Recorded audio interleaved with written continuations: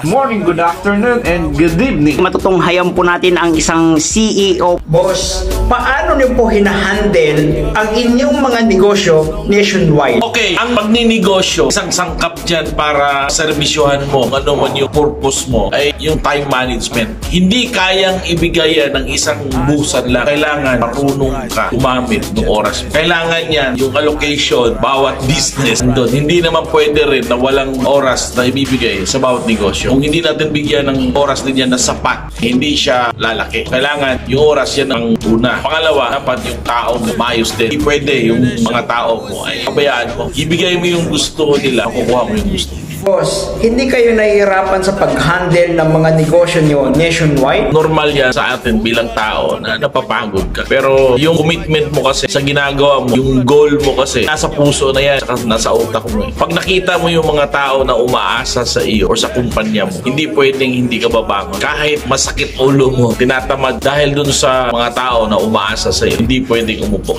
Ano po yung ma-advise mo sa mga taong nag-uumpisa magnegosyo? Una, hanapin nila yung negosyo na kaya nilang dalhin. Kasi pinapasok nila. Importante yan. Love mo, ginagawa mo.